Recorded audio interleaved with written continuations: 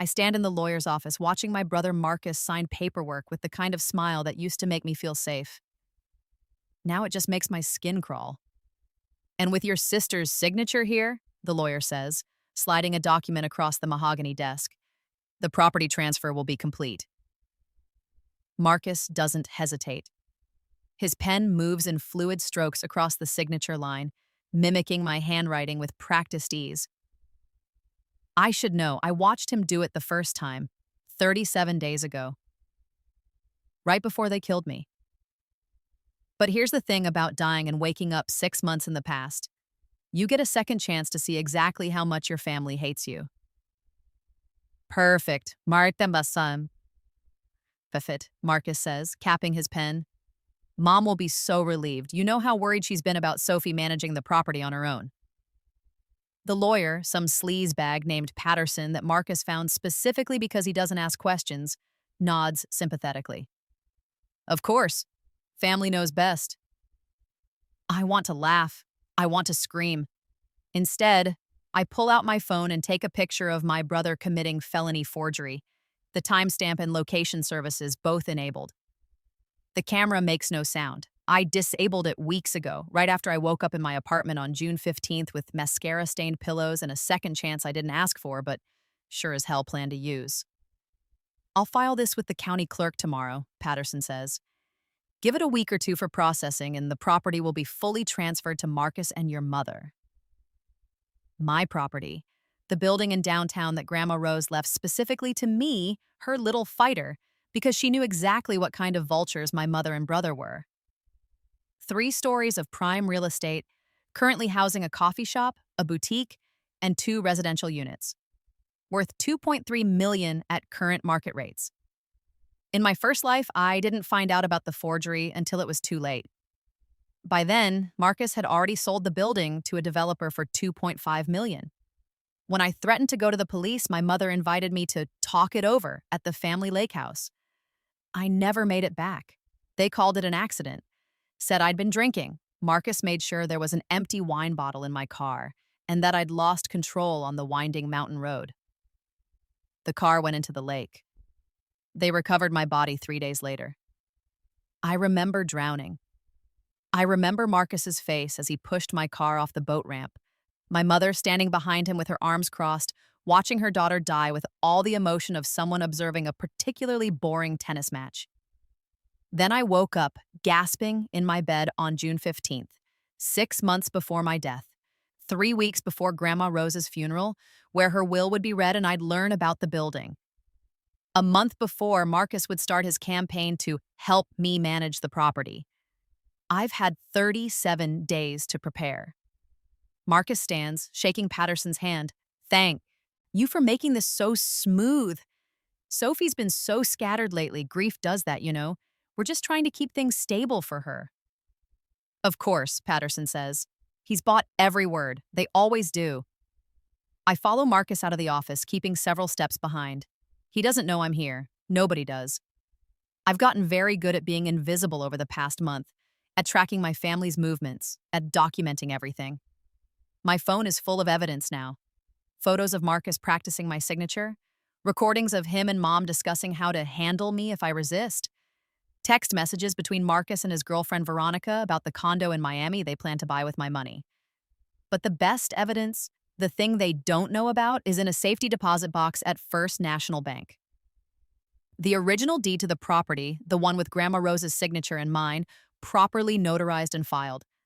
The one I retrieved the day after I woke up, right before Marcus could get his hands on it. In my first life, I didn't know the deed existed. Grandma Rose had kept it in her personal safe, and Mom claimed she couldn't find the combination after the funeral. By the time I hired a locksmith, the safe was empty.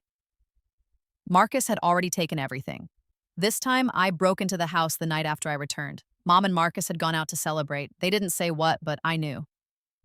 They were celebrating Grandma Rose's death, already counting their inheritance. The combination was Rose's birthday because my grandmother was sentimental in ways my mother never understood. The deed was right there, along with a handwritten letter addressed to me. Sophie, if you're reading this, I'm gone. I'm sorry I couldn't protect you longer. Your mother, my daughter, I don't know where I went wrong with her. She's got a darkness in her that scares me. And your brother is just like her. This building is yours, only yours. I've made sure of it legally. Don't let them take it. Don't let them convince you that you can't handle it, that you need their help, that family knows best. You're stronger than they think. You're stronger than you think. Fight back, little fighter. All my love, Grandma Rose. I cried reading it the first time. The second time, I made copies, digital and physical, and locked them away in 3 separate locations. Then I put the original deed in a safety deposit box that only I can access. Marcus doesn't know it yet, but he's already lost. I watch him get into his Tesla, bought with his last scam, some crypto scheme that left 6 people broke, and pull out of the parking lot. He's heading to Mom's house. I know this because I've been tracking his car for 2 weeks. The GPS tracker cost me $200 on Amazon and was worth every penny. My phone buzzes, a text from my mother. Dinner tomorrow night? We need to talk about the building. The building, never your inheritance or what Grandma left you. Always the building. Like it's some abstract problem that needs solving rather than the future my grandmother tried to give me. In my first life, I went to that dinner. Marcus was there too, and they spent 3 hours explaining why I wasn't capable of managing commercial real estate. I was too young, 26, too inexperienced. I had a degree in marketing and ran successful social media campaigns for 3 major brands. Too emotional. I'd cried at Grandma's funeral. They wanted to help. They wanted to take the burden off my shoulders. They wanted me to sign the property over to Marcus, who had business experience. He'd failed at 4 different startups and could handle the responsibility. He'd bankrupted his first company within 6 months. I said no. That's when things got nasty. Marcus started rumors at my workplace, anonymous emails to my boss about my instability. Mom called my landlord, claiming I was having mental health issues and might be a danger to myself. My credit cards were mysteriously maxed out. Marcus had access to my information from years ago when I'd needed him to co-sign a student loan. They isolated me, made me doubt myself, wore me down over 3 months until I was ready to do anything to make it stop. Then Marcus offered a compromise. Let him manage the building. I'd still own it, but he'd handle everything. The tenants, the maintenance, the finances. I'd get a monthly allowance and I wouldn't have to worry about anything. I was so tired by then. So beaten down. I said yes. He had me sign a power of attorney. Told me it was just a formality so he could deal with contractors and bank transfers on my behalf. I didn't know he could use it to forge my signature on the deed transfer. I didn't know that the moment I signed that power of attorney, I'd sealed my own fate. This time, I'm not signing anything.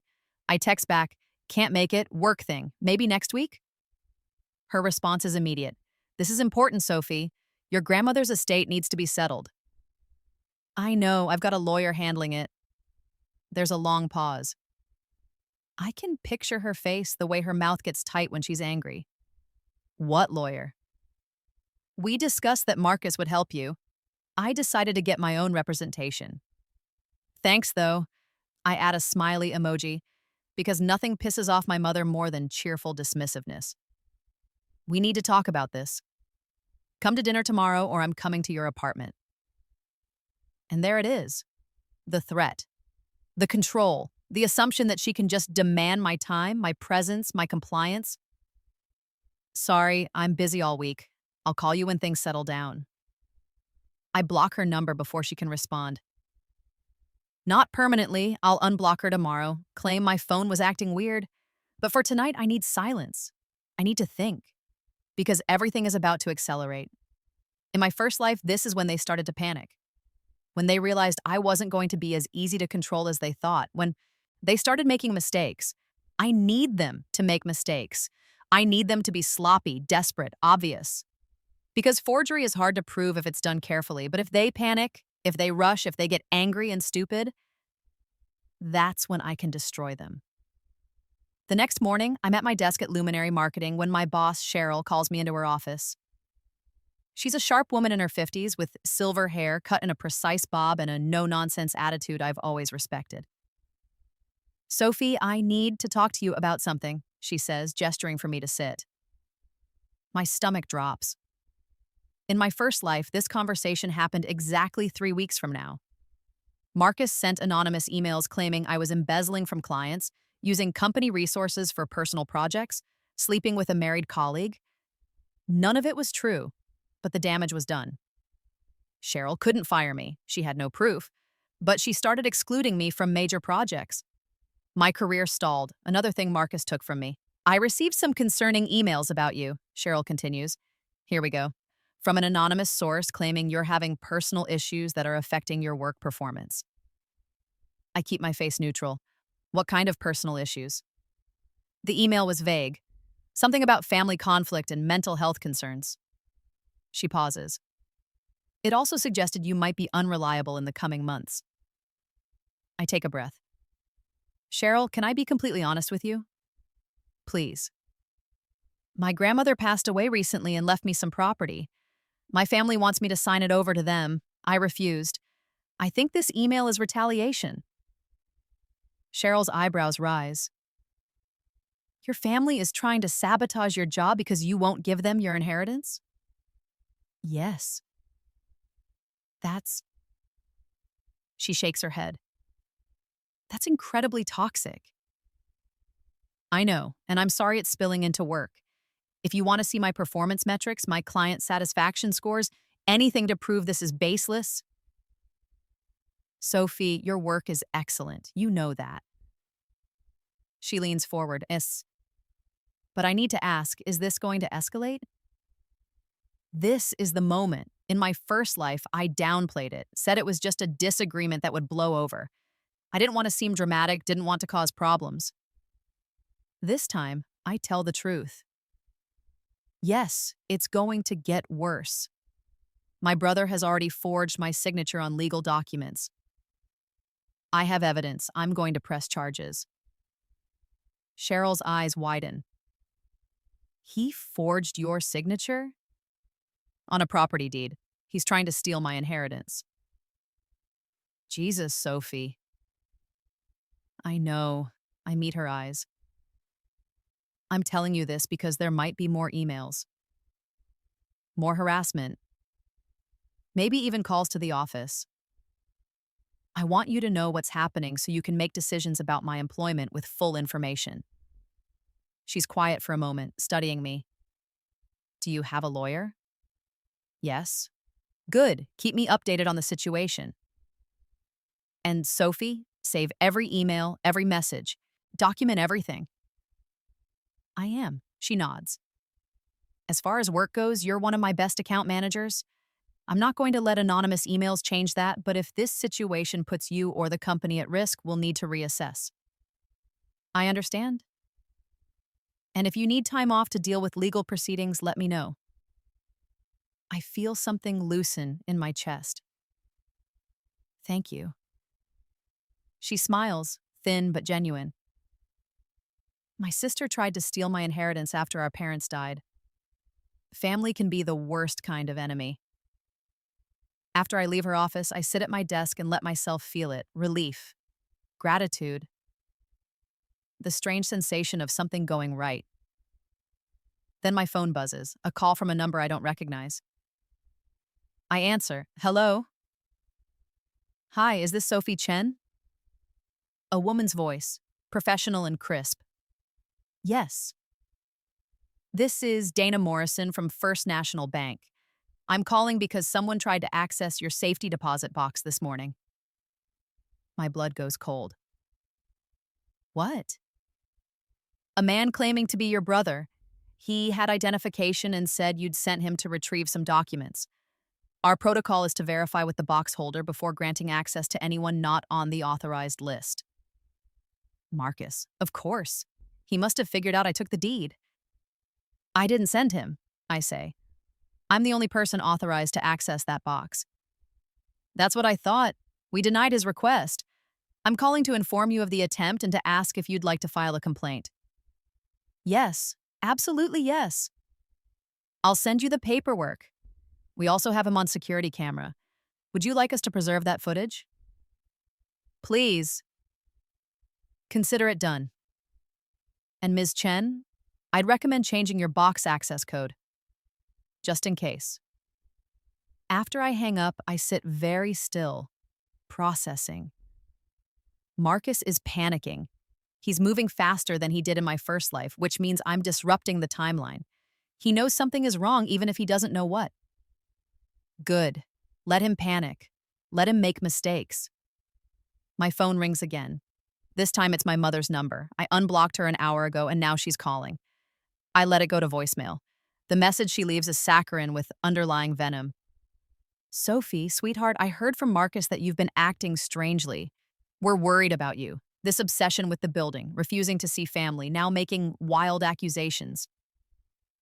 Honey, I think you might need to talk to someone. I have a therapist I can recommend. Please call me back. We love you. The gaslighting playbook. Classic. I save the voicemail, add it to my growing evidence folder, and get back to work. That night, I'm in my apartment working on a new social media campaign when someone knocks on my door, hard, aggressive knocks that make my neighbor's dogs start barking. I check the peephole. Marcus. In my first life, I would have opened the door. We would have fought. He would have threatened me, and I would have cried, and eventually he would have left with a piece of my soul. This time, I take out my phone and start recording. Sophie, I know you're in there. Marcus calls through the door. We need to talk. I don't want to talk to you, I call back. Leave or I'm calling the police. Don't be dramatic, just open the door. No. Sophie, what the hell is going on? Mom said you're refusing to see us. You've hired some lawyer, and now the bank is saying I can't access your safety deposit box? That's right. You can't access it because you're not authorized, because you were planning to steal the deed. Silence, then. I don't know what you're talking about. Yes, you do. I know what you did, Marcus. I know you forged my signature. You're being paranoid. Am I? Because I have evidence that says otherwise. His voice changes, gets lower, more menacing. Listen to me very carefully, little sister. You're making a huge mistake. That building is too much for you to handle.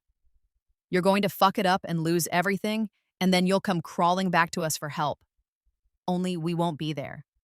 Sign over the property management to me, let me handle this, and we can forget this whole thing. No. Sophie, I said no. And Marcus, if you don't leave right now, I'm calling the police and filing a harassment complaint. I already have you on camera trying to illegally access my safety deposit box. Want to add criminal trespassing to the list? Another silence. Then, you've changed. Yeah, I have. I hear his footsteps, heavy and angry, receding down the hallway. I wait until I hear the stairwell door slam before I stop recording. My hands are shaking. Not from fear, from adrenaline, from the rush of standing up to him, from the sweet satisfaction of watching him walk away with nothing. I send the recording to my lawyer, a woman named Patricia Kovach, who specializes in estate law and family disputes. She's expensive, $500 an hour, but worth every penny. I found her by researching which attorneys my family would hate most.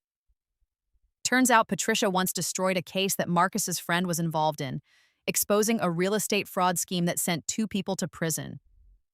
She's exactly what I need. Patricia texts back within minutes. Good work. Keep documenting. We're building a bulletproof case. I pour myself a glass of wine. A good Cabernet, not the cheap shit Marcus planted in my car in my first life, and toast to Grandma Rose. I'm fighting back, I tell her photo on my mantle, just like you said. The next week, things escalate. Marcus files a complaint with Adult Protective Services claiming I'm mentally unfit to manage my inheritance and need a guardian. The caseworker who shows up at my door is a tired-looking woman named Janet who seems deeply skeptical of the whole thing. Mr. Chen says you've been exhibiting erratic behavior, she says, sitting in my living room with a clipboard. Paranoid delusions, refusal to communicate with family, accusations of theft. I hand her a folder. Inside, bank statements showing my financial stability, a letter from Cheryl confirming my excellent work performance, character references from 3 friends, and a notarized statement from my therapist. Yes, I actually have one because dying and being reborn is traumatic, and I'm not too proud to ask for help, confirming that I'm mentally sound. I also include copies of the forged signature, the bank incident report, and the recording of Marcus threatening me at my door. Janet flips through the documents, her expression shifting from skeptical to disturbed. Ms. Chen, she says slowly, this looks less like you need a guardian and more like your family is harassing you. That's because they are. Have you considered filing for a restraining order? My lawyer and I are exploring options. She makes notes.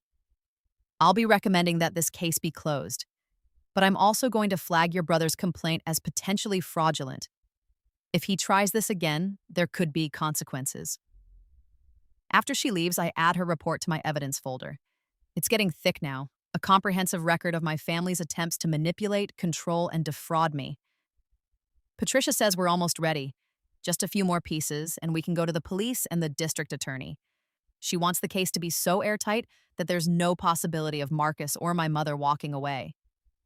We're not just proving forgery, she told me last week. We're establishing a pattern of fraud, harassment, and attempted exploitation of a vulnerable person. When we're done, the DA will be begging to prosecute. I want that. I want to watch them in handcuffs. I want to see their faces when they realize they've lost everything. But I also know I need to be patient. Rushing now could ruin everything. So I wait, and watch, and document. 2 weeks later, I get a call from the tenant in one of the residential units at the building. His name is Mr. Kaplan, a retired teacher who's lived there for 8 years. Sophie, I'm sorry to bother you, he says, but a man came by yesterday claiming to be the new property manager. He said the building had been sold and that I needed to start paying rent to him. My vision goes red. What did this man look like? Tall, early 30s, driving a Tesla. Said his name was Marcus Chen. Did you give him anything? No, I told him I'd need to verify with you first. That's why I'm calling. Mr. Kaplan, thank you for checking. That man is my brother, and he has no authority over this property. He's trying to commit fraud. I need you to do me a favor. If he comes back, call the police immediately. Oh my God, should I be worried? No, I'm handling it, but please don't give him any money or sign anything he gives you. I won't. Jesus, your own brother? Yeah, family's complicated. After we hang up, I call Patricia. He's making contact with tenants, I tell her, claiming ownership. Perfect, she says, and I can hear the smile in her voice. That's fraud. Did the tenant document it? I'll ask him to write a statement. Do that. Also, I think it's time to send a cease and desist letter to your brother and mother. We'll make it clear that any further contact with you, your tenants, or anyone associated with the property will result in legal action. Will that stop them? No, but when they violate it, and they will, it strengthens our case. The letter is delivered 2 days later. Marcus calls me 37 times in 1 hour. I don't answer. Every call goes to voicemail. Every voicemail gets saved and sent to Patricia. My mother sends a text. You're breaking this family apart. Your grandmother would be ashamed. I screenshot it, send it to Patricia, and block the number again. Then I go to visit Grandma Rose's grave. It's a quiet cemetery on the edge of town, well maintained with old oak trees providing shade. Her headstone is simple. Rose Chen, beloved grandmother, 1945 to 2024. I put flowers on the grave, orchids her favorite, and sit on the grass. I miss you, I tell her. Everything's a mess, but I'm doing what you said. I'm fighting back. The wind rustles through the trees. I imagine it's her, approving, encouraging. Marcus tried to steal the building. Mom's helping him, but I have the deed. I have evidence. They're going to prison, Grandma. I'm going to make sure of it. A bird lands on her headstone, a cardinal, bright red against the gray stone. It looks at me with curious black eyes, then flies away. I take it as a sign. 3 weeks after the cease and desist letter, Marcus makes his final mistake. I get a call from Patterson, the shady lawyer who witnessed the forged signature. He sounds nervous. Ms. Chen, I think there's been a misunderstanding about the property transfer, he says. What kind of misunderstanding? Your brother brought me a deed to notarize. He said you'd signed it, that you wanted to transfer the property to him and your mother for estate planning purposes. I never signed anything. That's what I was afraid of. He clears his throat. Ms. Chen, I'm going to be honest with you. I've been practicing law for 20 years, and I've made some questionable decisions in that time. But I'm not going to be part of fraud. I'm willing to testify that your brother forged your signature. I almost dropped the phone. You are? Yes, on the condition that you don't file a complaint against me with the Bar Association. It's a gift, an unexpected, perfect gift. Mr. Patterson, if you testify truthfully, I have no reason to file a complaint. Thank you. He sounds relieved. I'll contact your attorney with my statement. When I tell Patricia, she actually laughs. Your brother is an idiot, she says. He used a lawyer who's more afraid of disbarment than of pissing off clients. This is perfect. So we have enough? We have more than enough. I'm contacting the DA's office tomorrow. Sophie, start preparing yourself. This is going to move fast once we file charges. That night, I can't sleep. I lie in bed, staring at the ceiling, thinking about what comes next. The police investigation, the arrests, the trial. The look on Marcus's face when he realizes he's going to prison. I should feel guilty, maybe. He's my brother. But every time I start to soften, I remember drowning. I remember the water filling my lungs, the panic, the certainty that I was going to die. I remember Marcus's face watching my car sink, expressionless, like he was waiting for a bus. He killed me once. He was going to do it again. I don't owe him mercy. The DA's office moves faster than I expected. Within a week, detectives are at my door asking for my statement. I give them everything: the timeline, the evidence, the recordings, the bank incident, the witness statements. They listen, take notes, and when I'm done, the lead detective, a middle-aged man named Harris, nods slowly. Ms. Chen, this is one of the most well-documented cases of fraud I've seen, he says. Your brother and mother are looking at serious charges: forgery, attempted theft, fraud, harassment. We're talking years in prison. Good, I say, and I mean it. We'll be making arrests within the next few days. I wanted to give you a heads up. This is going to be public. Media might pick it up, especially given the property value involved. I understand. We'll also need you to testify when this goes to trial. I'll be there. 2 days later, I'm at work when I get the call from Detective Harris. We arrested Marcus Chen and Linda Chen this morning, he says. Both are being charged with forgery, fraud, and conspiracy to commit theft. Bail hearing is tomorrow. I excuse myself from the meeting I'm in and lock myself in a bathroom stall. I'm shaking, but not from fear, from relief, from vindication, from the sheer fucking joy of winning. That night, the story hits the local news. Mother and son arrested in multi-million-dollar inheritance fraud. My phone explodes with messages from people I haven't talked to in years. Distant cousins, old high school friends, even my father, who divorced my mother when I was 10 and has been mostly absent since, reaching out to express shock and support. I ignore most of them, but there's one message I read and reread. Sophie, this is Aunt Teresa. I always knew your mother was trouble, but I never thought she'd go this far. Your grandmother would be so proud of you for fighting back. If you need anything, and I mean anything, call me. Love you, kiddo. Aunt Teresa is my mother's younger sister. They haven't spoken in 15 years, some falling out over money that I never fully understood.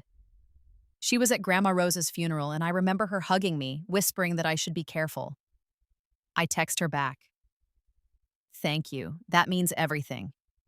She responds immediately. Your grandmother loved you more than anything. She'd be thrilled to see you kick their asses. I laugh, the first genuine laugh I've had in weeks. The bail hearing is a circus. I sit in the back of the courtroom, watching as Marcus and my mother are led in wearing orange jumpsuits. They look smaller somehow, diminished. Marcus scans the room and his eyes land on me. For a moment, we just stare at each other. I don't look away. I don't flinch. His face goes through a series of expressions: shock, anger, disbelief, and finally, something like fear. My mother doesn't look at me at all. She sits rigid, staring straight ahead, her jaw clenched. The prosecutor outlines the charges, the evidence, the pattern of fraud and harassment. She's thorough and damning. Her lawyer, some public defender who looks overwhelmed, tries to argue that they're not flight risks, that they have community ties. The judge isn't buying it. These are serious charges involving premeditated fraud, she says. The evidence appears substantial. Bail is set at $500,000 each. Neither Marcus nor my mother have that kind of money. Marcus blew through his last windfall on the Tesla and a trip to Monaco. My mother lives off Social Security and the occasional handout from whatever man she's dating. They're staying in jail until trial. As they're led out, Marcus tries to say something to me. A guard stops him and he's dragged away, still trying to make eye contact, still trying to manipulate me even now. Outside the courthouse, reporters shove microphones in my face. Ms. Chen, how do you feel about your family's arrest? Do you plan to pursue civil damages? What do you want to say to people in similar situations? I think about my answer carefully. Then I say, if someone is trying to take what's yours, fight back. Document everything. Get a lawyer. Don't let family manipulate you into thinking you owe them something you don't. The clip goes viral. By the next morning, I'm getting calls from talk shows, podcasts, advocacy groups for elder abuse prevention. Everyone wants to hear the story of the woman who caught her family trying to steal her inheritance and sent them to prison. I decline most interviews, but I do agree to talk to a reporter from the Washington Post who's doing a piece on inheritance fraud. She's thoughtful, asks good questions, and when the article comes out 2 weeks later, it's fair and accurate. The headline, How One Woman Used Rebirth Clarity to Destroy Her Family's Fraud Scheme. Okay, they don't know about the actual rebirth part. I told the reporter that after my grandmother died, I had a wake-up call about my family's toxic behavior and decided to protect myself. Close enough to the truth. The trial takes 8 months to start. During that time, I rebuild my life. I hire a property manager for the building, a competent woman named Sandra who actually knows what she's doing. The tenants are happy. The coffee shop owner wants to renew her lease. Everything runs smoothly without Marcus's help. I get promoted at work. Cheryl puts me in charge of a major account and I nail it. The client loves me. My career is finally moving forward. I start dating someone, a guy named David who I meet at a bookstore. He's kind, funny, and completely separate from the drama of my family. When I tell him what happened, he listens without judgment and then takes me rock climbing because he says I need to do something physical to work through the anger. He's right. Climbing helps, so does therapy. I'm healing, but I don't forget. The trial begins on a cold Monday in March. I've taken the week off work. Patricia is confident we'll win, but I need to be there for every moment. The prosecution's case is devastating. They present the forged deed, Patterson's testimony, the bank security footage, the recordings of Marcus threatening me, witness statements from tenants, phone records showing the harassment campaign. Marcus's defense is that he was trying to help me, that I was overwhelmed and unstable, that he had my best interests at heart. The prosecution presents evidence of his financial troubles, his pattern of fraud, his criminal record from the crypto scam. They show that he had motive and opportunity. My mother's defense is that she didn't know about the forgery, that Marcus acted alone. The prosecution presents their text messages planning the whole thing together. They present her own words. I say, Sophie won't know what hit her. By the time she figures it out, it'll be too late. On day 4, I testify. The prosecutor walks me through everything: Grandma Rose's death, finding the deed, Marcus's manipulation, the harassment, the forgery, the threats. Ms. Chen, she says, why did you decide to press charges against your own family? I look at the jury, then I look at Marcus and my mother. Because they tried to steal my grandmother's legacy, I say. Because they harassed me, threatened me, and tried to gaslight me into thinking I was crazy. Because if I didn't stop them, they would have destroyed me. And because no one, family or not, has the right to take what isn't theirs. The defense tries to make me seem vengeful, unstable, vindictive. Isn't it true that you've always been jealous of your brother? Marcus's lawyer asks. No. Isn't it true that you wanted the inheritance all to yourself? It was left to me, legally, by my grandmother's choice. Isn't it true that you've been estranged from your family for years? Only since they started trying to steal from me. The lawyer huffs, frustrated, and sits down. On day 7, the jury deliberates for 3 hours. When they come back, the verdict is unanimous. Guilty. On all counts. Marcus stares at the jury in disbelief. My mother starts crying, not sad tears, angry ones. She's furious that she got caught. The judge sets sentencing for 2 weeks later. Outside the courthouse, Patricia hugs me. "You did it," she says. "You won." I feel empty. Not sad, not happy, just empty. "It doesn't feel real yet," I tell her. "It will." Sentencing day, the courtroom is packed. News crews, reporters, people from advocacy groups, even some of my grandmother's old friends who want to see justice done. The judge is the same woman from the bail hearing. She looks at Marcus and my mother with open contempt. "You betrayed your own daughter and sister for money," she says. "You forged legal documents, harassed her, tried to destroy her career and her life. You showed no remorse, no understanding of the harm you caused. This court finds your actions reprehensible." Marcus gets 7 years, my mother gets 5. They'll serve at least 80% before being eligible for parole. As they're led away, my mother finally looks at me. Her face is twisted with rage. "You did this," she hisses. "You destroyed this family." I stand up and I speak loud enough for everyone to hear. "No, you did. I just made sure you faced the consequences." 6 months later, I'm sitting in the coffee shop on the ground floor of my building. It's a sunny Saturday morning, and the place is packed with customers ordering lattes and pastries. Sandra, the property manager, stops by my table. "The boutique owner wants to expand into the empty space on the second floor," she says. "I told her I'd talk to you about the lease terms." "Sounds good. Send me the proposal." She nods and walks away. I go back to my laptop working on a marketing campaign for a new client. My phone buzzes. A text from David. "Still on for dinner tonight? I'm making my famous risotto." I smile. "Definitely. See you at 7. Another text. This one from Aunt Teresa. "How's my favorite niece? Want to grab lunch next week?" I send back a yes. My life is good, quiet, drama-free. The building is profitable. My career is thriving. I have friends, a boyfriend, a therapist who helps me process the trauma. Sometimes I still think about drowning, about Marcus's face as he killed me, about waking up with a second chance. But mostly, I think about Grandma Rose. I think about her letter. "Fight back, little fighter." I did, and I won. My phone buzzes again. This time it's an email from a production company. They want to make a documentary about my case, about inheritance fraud, about standing up to family. I consider it for about 30 seconds, then delete the email. I've already told my story. I've already won my battle. Now I just want to live. I finish my coffee, close my laptop, and walk outside. The sun is warm on my face. The street is busy with weekend shoppers and families. I'm free. Marcus and my mother are in prison, and I'm free. I pull out my phone and take a picture of the building, my building, the one Grandma Rose left me, the one I fought to keep. Then I text it to Aunt Teresa with the caption, "Still fighting." She texts back immediately. "Rose would be so damn proud." I look up at the building, at the tenants' windows, at the coffee shop sign, at the boutique display. This is mine. Legally, rightfully mine. And no one can take it from me ever again. I smile, tuck my phone in my pocket, and head home.